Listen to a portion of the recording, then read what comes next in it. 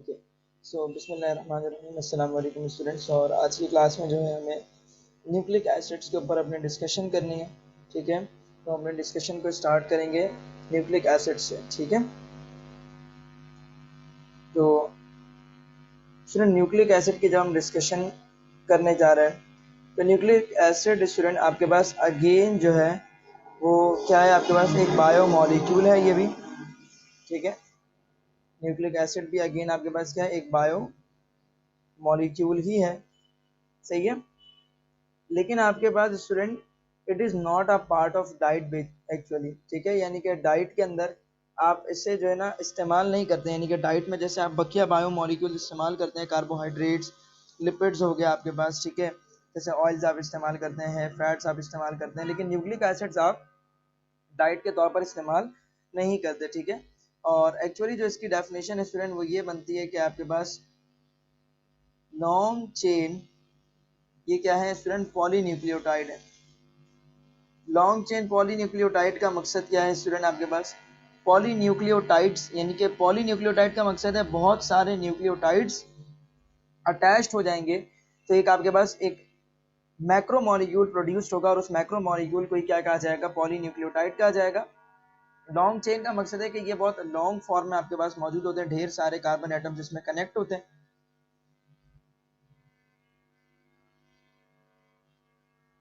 और स्टूडेंट यहाँ पर ये पॉलीन्यूक्लियोटाइड, तो इसका क्या लिख दिया गया, आपके पास मैक्रो मॉलिक्यूल लिख दिया गया या पॉलीमर लिख दिया गया। ठीक है, इसमें मोनोमर क्या होगा, यानी कि न्यूक्लिक एसिड के अगर हम मोनोमर की बात करें तो इसका जो एक मोनोमर है स्टूडेंट, ठीक है, यानी कि जो मोनोमर्स आपस में अटैच्ड होंगे, जिन मोनोमर्स के अटैच्ड होने से आपके पास ये जो पॉलीमर पॉलीन्यूक्लियोटाइड तैयार होगा, वो मोनोमर्स कौन होंगे स्टूडेंट, आपके पास होंगे मोनोन्यूक्लियोटाइड्स। ठीक है, यानी कि अगर एक न्यूक्लियोटाइड है तो इसे हम कहेंगे मोनोन्यूक्लियोटाइड। जब ढेर सारे मोनोन्यूक्लियोटाइड्स आपस में कनेक्ट हो जाएंगे, पॉलीमर बन जाएगा, उसे हम कहेंगे पॉलीन्यूक्लियोटाइड। ठीक है, एक साइंटिस्ट है जिसका नाम था फ्रेडरिक, कहाँ गया हमारा पॉइंटर, ये रहा, साइंटिस्ट का नाम याद रखिएगा, फ्रेडरिक, एक साइंटिस्ट का नाम था फ्रेडरिक मिशर बेसिकली, जिसका नाम था MIESCHER, फ्रेडरिक मिशर। इसने क्या किया था, बेसिकली न्यूक्लिक एसिड जो है इसे क्या करने वाला है, आइसोलेट करने वाले हैं। ठीक है, आइसोलेट का मन करने का मकसद है बेसिकली, सबसे पहले इन्होंने ही वो सैंपल कलेक्ट किया जिसमें न्यूक्लिक एसिड्स मिले। ठीक है, और वो सैंपल किसका था स्टूडेंट, वो सैंपल था पस सेल्स का। ये बात आप याद रखिएगा कि सैंपल किसका था, पस सेल्स का था। और फ्रेडरिक ने क्या नोट किया, फ्रेडरिक ने नोट ये किया कि भाई बकिया तमाम बायोमोलिक्यूल्स के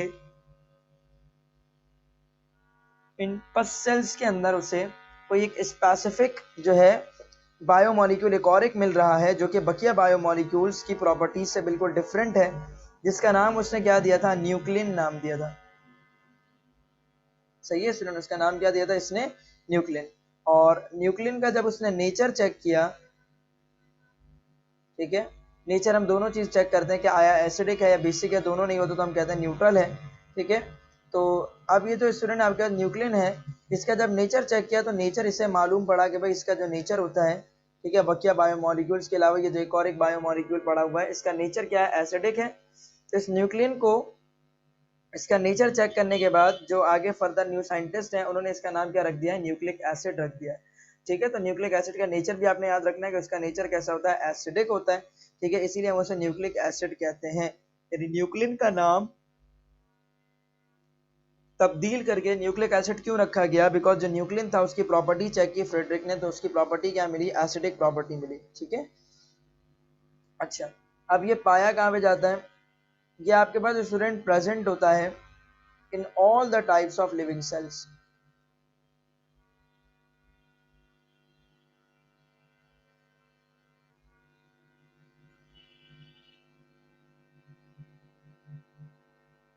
तमाम के तमाम जितने भी आपके पास लिविंग सेल्स मौजूद हैं, ठीक है, उन तमाम के अंदर ये न्यूक्लिक एसिड पाया जाता है। इवन आपके पास वायरस से लेकर जो लार्ज और वेल मॉडिफाइड आपके पास एनिमल्स हैं that are known as man, तो मैन हो गए यानी कि ह्यूमन बींग्स, तो वायरसेस से लेकर ह्यूमन बींग्स तक ये न्यूक्लिक एसिड्स हर सेल के अंदर आपको मिलता है। एक्चुअली स्टूडेंट न्यूक्लिक एसिड जो है ये आपके पास एक मैक्रो मॉलिक्यूल है, ठीक है। न्यूक्लिक एसिड के स्टूडेंट आपके पास nucleic acid is actually a macro molecule, जो कि आपके पास किस फॉर्म में आपको मिलता है स्टूडेंट, या आपके पास जिस फॉर्म में एग्जिस्ट करता है वो आपको मिलता है, सही है, एग्जिस्टेड, ISTED होगा, ठीक है। ये जो एग्जिस्ट फॉर्म में एग्जिस्ट करता है स्टूडेंट, वो फ्री फॉर्म भी होती है इसकी, ये फ्री स्टेट में भी पाया जाएगा आपके पास। फ्री स्टेट के साथ साथ स्टूडेंट आपको ये फ्री स्टेट में अगर नहीं मिल रहा तो फिर आपको कंबाइंड हुआ हुआ मिलेगा, और किसके साथ कंबाइन होगा ये आपके पास, ये आपको कंबाइंड हुआ हुआ मिलेगा प्रोटीन्स के साथ,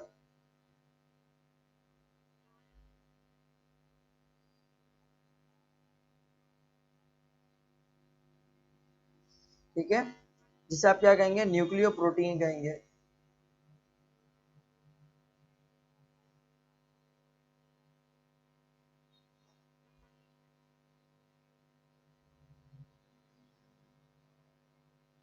ठीक है जी। तो मैक्रो मॉलिक्यूल स्टूडेंट आपके पास फ्री फॉर्म में भी पाया जाता है, कंबाइंड फॉर्म में भी पाया जाता है। फ्री फॉर्म में पाए जाने की वजह से हम इसे फ्री स्टेट में भी कहते हैं कि फ्री स्टेट में पाया जाएगा आपके पास, और कंबाइंड होके रहेगा प्रोटीन के साथ। इसी वजह से स्टूडेंट हम इस बायोमोलिक्यूल को न्यूक्लियो प्रोटीन भी कहते हैं, ठीक है।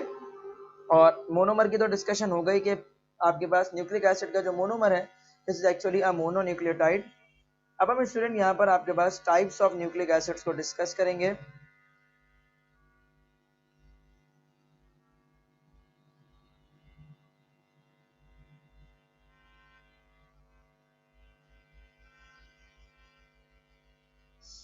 ठीक है, टाइप्स ऑफ न्यूक्लिक एसिड्स को अगर हम डिस्कस करें स्टूडेंट,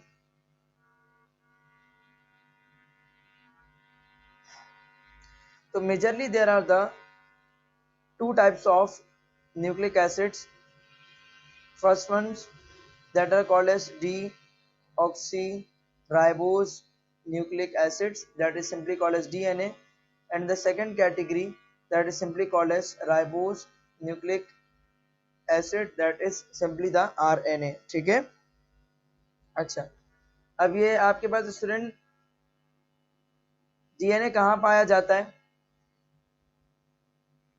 डीएनए आपके पास स्टूडेंट क्रोमेटिन ऑफ सेल्स के अंदर, यानी सेल में जो उसका क्रोमेटिन नेटवर्क है, उसके न्यूक्लियस में जो क्रोमेटिन नेटवर्क है, ठीक है। सो क्रोमेटिन नेटवर्क में आपके पास सिर्फ और सिर्फ क्या होता है, डीएनए मौजूद होता है, ठीक है। अच्छा, और आरएनए क्या होता है स्टूडेंट आपके पास, आरएनए सेल के अंदर मौजूद तो होता है, ठीक है, लेकिन सेल के साइटोप्लाज्म के अंदर मौजूद है,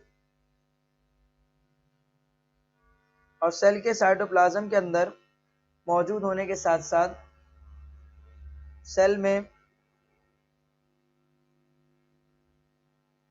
न्यूक्लियोलस जो है स्टूडेंट आपके पास उसके अंदर मौजूद होता है। तो ये बात आपने याद रखनी है स्टूडेंट कि आपके पास जो, कहाँ चली गई स्लाइड, ये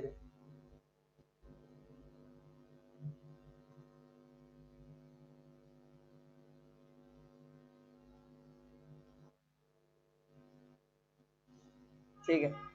तो स्टूडेंट डीएनए जो आपके पास, ये सिर्फ और सिर्फ यानी कि एक न्यूक्लियोटाइड जिसे आप डीएनए कह रहे हैं, वो आपके पास कहाँ आपको मिलेगा, ये आपको क्रोमेटिन नेटवर्क के अंदर आपको मिलेगा, यानी कि न्यूक्लियस के अंदर जो उसका न्यूक्लियोप्लाज्म होता है उसमें जो क्रोमेटिन नेटवर्क होता है उसमें डीऑक्सीराइबोज न्यूक्लिक एसिड्स आपको मिलेंगे, ठीक है। जबकि सेल के आरएनए के अंदर यानी कि जो साइटोप्लाज्म में न्यूक्लिक एसिड्स मौजूद हैं, और न्यूक्लियस के अंदर न्यूक्लियस के अंदर आपके पास जो फ्लूइड है, उस फ्लूइड के अंदर आपके पास एक स्ट्रक्चर पड़ा होता है छोटा सा, जिसे आप न्यूक्लियोलस कहते हैं। उस न्यूक्लियोलस के अंदर और साइटोप्लाज्म के अंदर आपके पास जो स्टूडेंट आपको जो न्यूक्लिक एसिड मिलेगी, that is simply called as RNA, ठीक है। अच्छा, अगर हम बात करें अब यहाँ पर डीएनए की बात कर ली हमने, आरएनए की मैंने बात की, तो आरएनए मैंने बताया साइटोप्लाज्म में आपके पास मौजूद होता है। सो मेजरली तौर पर जो आपके पास आरएनए स्टूडेंट अबाउट 90% जो आरएनए है वो कहाँ पर आपको मिलता है, साइटोप्लाज्म के अंदर मिलता है। जबकि आपके पास स्टूडेंट 10% जो है ये आपको कहाँ मिलता है, न्यूक्लियोलस के अंदर आपको दस्तयाब हो जाता है, ठीक है, न्यूक्लियोलस के अंदर आपको आसानी से अवेलेबल हो जाता है।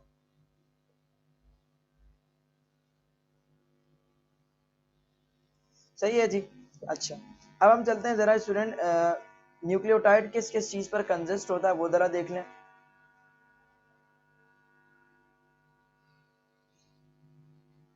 कि न्यूक्लियोटाइड किन किन चीज़ों पर कंसिस्ट है। न्यूक्लियोटाइड स्टूडेंट आपके पास majorly there are the 3 things that are included in a nucleotide structure. सही है, there are majorly the 3 things that are present in a nucleic acid. ठीक है, तो nucleic acid consist of 3 things majorly. First one that is pentose sugar. सही है, first one that is pentose sugar, मतलब C5 carbon containing sugars. ठीक है, मतलब एक ऐसे कार्बोहाइड्रेट जिनमें आपके पास क्या मौजूद हो, total number of 5 carbon atoms आपके पास मौजूद हो। ठीक है, अच्छा 5 शुगर के मॉलिक्यूल आपके पास होने चाहिए। पेंटोज शुगर का मकसद है 5 शुगर नहीं, बल्कि एक ऐसा शुगर होना चाहिए जिसमें आपके पास 5 कार्बन एटम्स मौजूद हो। सेकेंड वन जो चीज आपके पास न्यूक्लिक एसिड के अंदर होनी चाहिए, that is simply a phosphoric acid.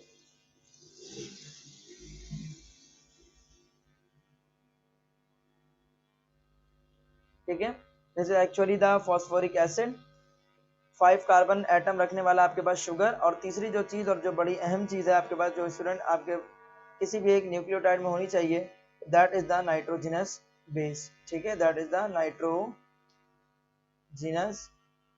Base. ठीक है, तो 5 कार्बन एटम रखने वाले आपके पास क्या मौजूद है, न्यूक्लिक एसिड्स के अंदर 5 कार्बन एटम रखने वाले शुगर को हम पेंटोज शुगर कहते हैं। इसके अलावा फॉस्फोरिक एसिड है और नाइट्रोजनस बेसिस है। ठीक है, अच्छा पेंटोज शुगर जो है स्टूडेंट आपके पास अगेन ये जो जिसे आप 5 carbon atoms containing sugar, deoxy जो राइबोज शुगर है, डीऑक्सी राइबोज शुगर, और ये है राइबोज शुगर। यानी पेंटोज शुगर की बेसिकली जिसमें 5 कार्बन एटम्स मौजूद हैं उसकी 2 टाइप्स होती हैं। First one is the deoxy ribose sugar. ठीक है,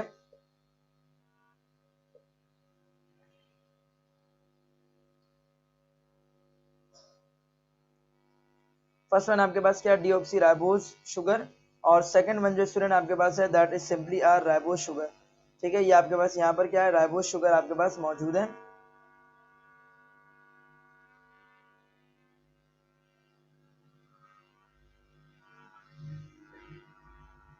दोबारा से मैं इसे बड़ा कर देता हूँ, तो डीऑक्सी राइबोज शुगर आपको मिलेगा और उसके अलावा स्टूडेंट आपको राइबोज शुगर आपको मिल सकता है। ठीक है, डीऑक्सी राइबोज शुगर का फॉर्मूला देख लीजिए। डीऑक्सी राइबोज शुगर का फॉर्मूला होता है स्टूडेंट C5H10O4। ठीक है, इसी तरह से राइबोज शुगर का भी फॉर्मूला देख लीजिए। राइबोज शुगर का फॉर्मूला होता है C5H10O5। ठीक है, तो C5H10O5 एंड C5H10O4 आपके पास जो है न्यूक्लिक एसिड में मौजूद जो 5 कार्बन एटम रखने वाले पेंटोज शुगर हैं वो 2 तरह के हो सकते हैं। अगर डीएनए है तो उसमें डीऑक्सी राइबोज शुगर होगा, आरएनए है तो उसमें राइबोज शुगर मौजूद होगा। फॉस्फोरिक एसिड तो आपको पता ही है जिसका फॉर्मूला है स्टूडेंट आपके पास दैट इज H3PO4 आपके पास।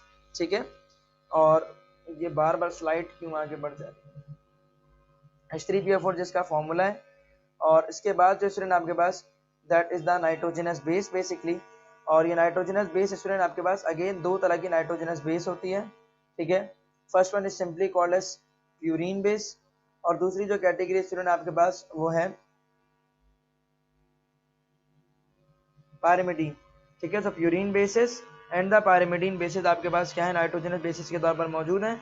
प्यूरीन बेसिस की भी फर्दर 3 टाइप्स हैं। अगर हम प्यूरीन बेसिस की सिर्फ और सिर्फ बात करें तो स्टूडेंट प्यूरीन बेसिस में आपके पास मौजूद है एडेनिन। प्यूरीन बेस में आपके पास एडेनिन के अलावा जो दूसरी चीज मौजूद है that is simply called as guanine, और गुआनिन के अलावा जो थर्ड वन चीज है स्टूडेंट वो आपके पास साइटोसिन। ठीक है, इसी तरह से आपके पास जो नाइट्रोजनस बेस प्यूरीन था उसकी बात हो गई कंप्लीट। अब चलेंगे आपके पास जो पायरिमिडीन बेस है नाइट्रोजनस बेस में। तो पायरिमिडीन बेस जो आपके पास स्टूडेंट है वो सिर्फ 2 है। फर्स्ट वन जो है थायमीन, और सेकंड वन जो आपके पास है that is uracil. These are the two actually the nucleic these are actually the 2 nitrogenous bases that are present in a nucleic acid. ठीक है, तो कोई भी एक न्यूक्लिक एसिड बनाना है उसको बनाने के लिए 3 चीजों का होना जरूरी है। फर्स्ट वन 5 कार्बन एटम रखने वाले पेंटोज शुगर का होना जरूरी है। ठीक है, और इसके अलावा फॉस्फोरिक एसिड का होना जरूरी है और नाइट्रोजनस बेसिस का होना जरूरी है। अगर डीऑक्सी राइबोज शुगर आपके पास लिया है आपने, फॉस्फोरिक एसिड आपको लेना होगा। और न्यूक्लियोटाइड मुकम्मल तौर पर तैयार करने के लिए जो आप नाइट्रोजनस बेस लेंगे, नाइट्रोजनस बेस आप प्यूरीन बेस भी लेते हैं और पायरिमिडीन बेस भी लेते हैं, दोनों मिलाते हैं आप। ठीक है, तो स्टूडेंट प्यूरीन बेस में आपने एडेनिन लेना है और गुआनिन आपने लेना है। ठीक है, साइटोसिन आपको लेना है और थायमीन आपको लेना है। सही है। जब भी आप क्या चाहते हैं डीऑक्सी राइबोज शुगर मतलब डीएनए बनाना, तो उसमें आपको एडेनिन लेना पड़ेगा। एडेनिन लेने के साथ साथ स्टूडेंट आपको जो है यहाँ पर क्या करना पड़ेगा, एडेनिन लेने के साथ साथ आपको लेना पड़ेगा ग्वानिन भी, और ग्वानिन के साथ साथ स्टूडेंट आपको जो है साइटोसिन। अब ग्वानिन, एडेनिन और ग्वानिन और आपके पास आयोडीन, सॉरी आपके पास जो है थायमीन और यूरेसिल जो आपके पास है, ये तो कहाँ पर मौजूद होंगे, डीएनए के अंदर, जबकि आरएनए में आपके पास एडेनिन होगा, सही है, ग्वानिन होगा, ठीक है, यूरेसिल आपके पास मौजूद होगा और थायमीन आपके पास मौजूद होगा। अच्छा जी।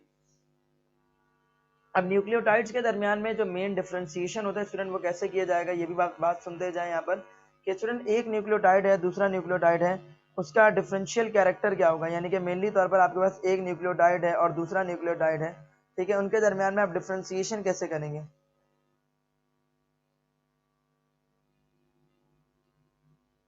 डिफरेंशिएशन आप कैसे करेंगे कि स्टूडेंट आपके पास जो है डीएनए है या आरएनए है, ठीक है, nucleotides differ on the basis of nitrogenous bases.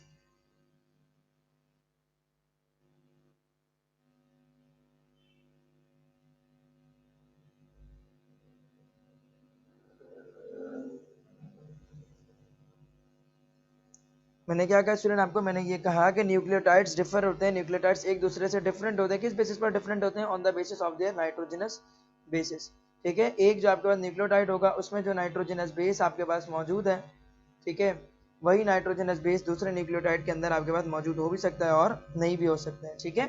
अच्छा,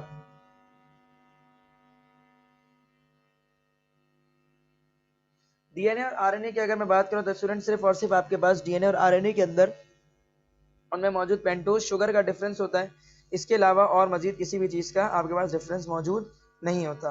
अब स्टूडेंट न्यूक्लिक एसिड का कॉन्जुगेटेड मॉलिक्यूल भी साथ साथ बताते चले कि भाई कॉन्जुगेटेड जो है मॉलिक्यूल न्यूक्लिक एसिड का कौन सा है, ठीक है, तो कॉन्जुगेटेड ऑक्सीजन मैंने लिख दिया, कॉन्जुगेटेड मॉलिक्यूल मुझे लिखना था। सो कॉन्जुगेटेड मॉलिक्यूल जो स्टूडेंट आपके पास न्यूक्लिक एसिड्स के हैं, ठीक है, जब आपके पास न्यूक्लिक एसिड जो है प्रोटीन के साथ कंबाइन हो जाएगा, ठीक है, जब आपका न्यूक्लिक एसिड किससे कंबाइन हो जाएगा, प्रोटीन से कंबाइन हो जाएगा, that compound is simply called as nucleoprotein.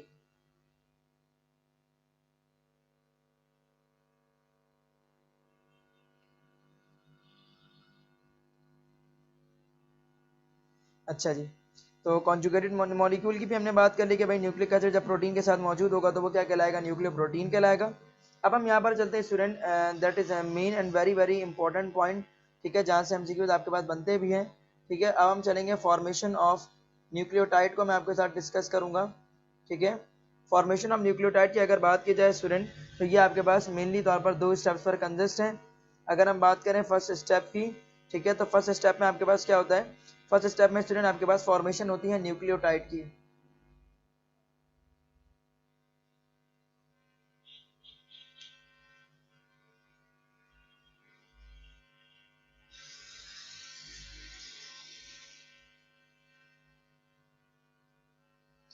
Nucleotide की अगर मैं स्टूडेंट बात करूँ तो आपके पास पहले स्टेप में आपके पास क्या बनता है, न्यूक्लियोटाइड बनता है।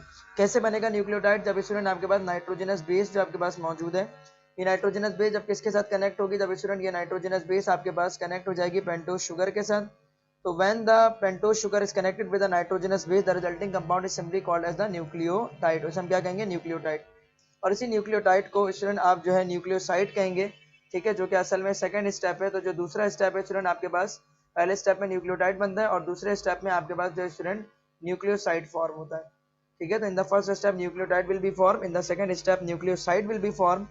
और न्यूक्लियोसाइड जब स्टूडेंट आपके पास बनेगा तो सिंपल क्या होगा, न्यूक्लियोसाइड बनते हुए फॉस्फोरिक एसिड सिर्फ और सिर्फ कनेक्ट हो जाएगा, यानी कि देखिए ना आपके पास नाइट्रोजनस बेस और पेंटोज शुगर कंबाइन हो गए, कंबाइन होने के बाद इन दोनों ने मिल करके जो स्ट्रक्चर बनाया है उस स्ट्रक्चर को आप लोग क्या कह रहे हैं, जो स्ट्रक्चर को आप कह रहे हैं न्यूक्लियोटाइड। तो अगर मैं यहाँ पर फॉर एग्जांपल लिख दूं कि भाई मेरे पास यहाँ पर न्यूक्लियोटाइड है, तो मतलब नाइट्रोजनस बेस है उसके साथ पेंटोज शुगर है, और जब इसका बॉन्ड बन जाएगा आपके पास, किसके साथ बॉन्ड इसका अगर बन जाए स्टूडेंट, अगर इसका बॉन्ड बन जाए आपके पास फॉस्फोरिक एसिड के साथ, मतलब H3PO4 के साथ, ठीक है, मतलब जो न्यूक्लियोटाइड है अगर उसका बॉन्ड H3PO4 के साथ बन गया तो जो नया कंपाउंड होगा स्टूडेंट उसको हम कहेंगे न्यूक्लियोसाइड। सो बेसिकली न्यूक्लियोसाइड बनाने के लिए आपके पास दो स्टेप्स दरकार होते हैं, ठीक है।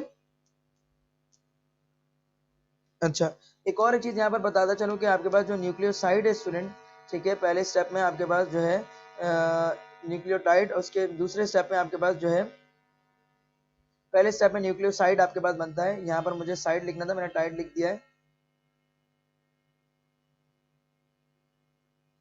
ठीक है, बल्कि सही लिखा मैंने, सही है। पहले स्टेप में आपके पास जो है न्यूक्लियोटाइड आपके पास बनता है, ठीक है, सही लिखा था मैंने, न्यूक्लियोटाइड ही बनता है। और दूसरे स्टेप में आपके पास जो है स्टूडेंट न्यूक्लियोसाइड फॉर्म होता है, ये बिल्कुल ठीक लिखा है मैंने। पहले स्टेप में आपके पास नाइट्रोजनस बेस पेंटोज शुगर से कनेक्ट होता है और न्यूक्लियोटाइड बनता है, और सेकंड स्टेप में न्यूक्लियोसाइड बनता है। कैसे? नाइट्रोजनस बेस के साथ जब आपके पास फॉस्फोरिक एसिड जब वो कनेक्ट हो जाए, ठीक है। अच्छा, न्यूक्लियो जो आपके पास स्टूडेंट यहाँ पर न्यूक्लियो टाइड की फॉर्मेशन में जो आपके पास फर्स्ट स्टेप था जिसमें आपके पास न्यूक्लियोसाइड फॉर्मेशन हुई थी, ठीक है, न्यूक्लियोसाइड फॉर्मेशन। और फिर आपके पास जो है, आपके पास जो चल रही है फर्स्ट स्टेप आपके पास,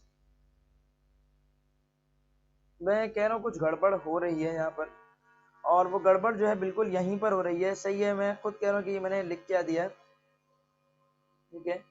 स्टूडेंट पहला वाला जो स्टेप होता है फर्स्ट स्टेप जिसमें नाइट्रोजनस बेस पेंटोज शुगर से कनेक्ट होता है स्टूडेंट, ये स्टेप कहलाता है न्यूक्लियोसाइड फॉर्मेशन, ठीक है। क्या कहलाता है स्टूडेंट? आपके पास न्यूक्लियोसाइड फॉर्मेशन। और दूसरा स्टेप ऑब्वियसली स्टूडेंट आपके पास क्या हो गया? न्यूक्लियोटाइड फॉर्मेशन, ठीक है। तो पहला स्टेप है न्यूक्लियोसाइड फॉर्मेशन और दूसरा स्टेप है न्यूक्लियोटाइड फॉर्मेशन।